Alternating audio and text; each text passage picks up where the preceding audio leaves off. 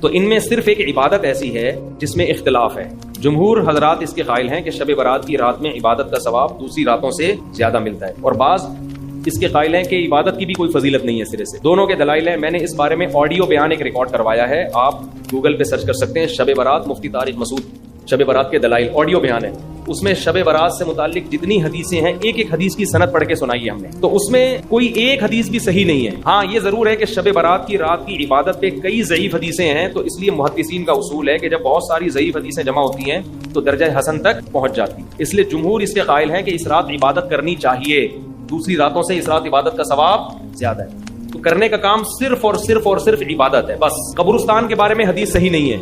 اگر فرض کر لو ہے صحیح, تو پوری زندگی نبی ایک بار قبرستان گئے ہیں اور آپ ہر سال جاتے ہو. پھر نبی اکیلے گئے ہیں چپکے سے رات کے اندھیرے میں, آپ جتھے بنا کے جاتے ہو, اور اندھیرے نہیں, وہاں لائٹنگ ہوتی ہے, تو یہ سنت تھوڑی ہے, تو خلاف سنت ہو گیا نا. پھر صحابہ میں سے کسی سے بھی ثابت نہیں ہے کہ زندگی میں اس رات میں ایک بار بھی قبرستان گئے ہو, ایک بار بھی قبرستان گئے ہو. تو یہ ایک ایسی سنت ہے جس پر صحابہ نے عمل نہیں کیا. نہانا دھونا کسی حدیث سے ثابت نہیں ہے, حلوے مانڈے پٹاخے کسی حدیث سے ثابت نہیں ہے. قرآن میں صاف طور پر ہے انا انزلناہ فی لیلۃ القدر, ہم نے قرآن نازل کیا ہے کس میں؟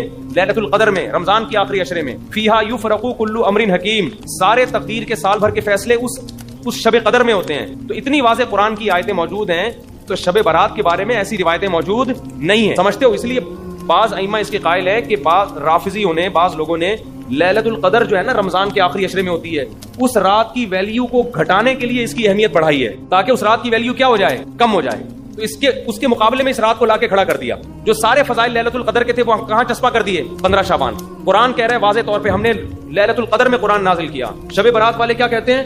15 شعبان کو نازل کیا. کہتے ہیں اس میں بھی کیا, اس میں بھی کیا. پھر تعویلات کی جاتی ہیں. لیکن ایک بات قرآن اتنے واضح انداز میں بیان کر رہے ہیں, تو جو فضیلت جس رات کو حاصل ہے وہ اسی رات کو دینی چاہیے. تو 15 شعبان کو صرف اتنا اگر کرنا ہے تو صرف انفرادی طور پر عبادت کی جائے, اس کا بھی کوئی مخصوص طریقہ نہیں ہے. تو باقی یہ قبرستان والی جانے والی بات بھی کمزور ہے, اور اس رات میں فیصلوں والی اور حلوے مانڈے اور تہوار تو رات کو اسلام میں ہوتے ہی نہیں ہے. اسلامی تہوار تو دن میں ہوتے ہیں, خوشی دن میں منائی جاتی ہے. اسلام میں راتیں عبادت یا نیند کی ہیں, خوشیوں کی راتیں نہیں ہوتی, چراغا نہیں ہوتا. عید الفطر دن میں ہے نا, عید الاضحیٰ بھی کب ہے؟ دن میں. جمعے کی نماز بھی کب ہے؟ دن میں ہے, جس میں کراؤڈ ہوتا ہے, جس میں نہا دھو کے ہم آتے ہیں. ساری دن کی اعمال ہیں, یہ رات کے نہیں ہے. رات سونے کے لیے ہے, آرام کرنے کے لیے یا عبادت کرنے کے لیے. سمجھتے ہو کہ نہیں سمجھتے؟ صلاۃ و تسبیح کی جماعت بھی بدعت ہے, پڑھنی ہے انفرادی طور پہ پڑھیں, ٹھیک ہے. جماعت صلاۃ و تسبیح کی جائز نہیں ہے. ٹھیک ہے. نہ اس رات میں قبرستان جانا چاہیے, نہ اس رات میں حلوے پکانے چاہیے, نہ اس رات میں الگ سے کوئی نہانا دھونا چاہیے, نہ اگلے دن کا روزہ رکھنا سنت ہے, نہ پٹاخوں کی کوئی حیثیت ہے. سمجھ رہے ہو؟ اب مجھے پتا ہے جو گالیاں آنے والی ہیں یوٹیوب پہ, چلو کوئی بات نہیں, اس کو بھی انجوائے کرتے ہیں. تو یہ اور پتہ نہیں کیا کیا لوگ کر رہے ہیں شب برات میں, انٹرٹینمنٹ کا ذریعہ بنایا ہے, تفریح.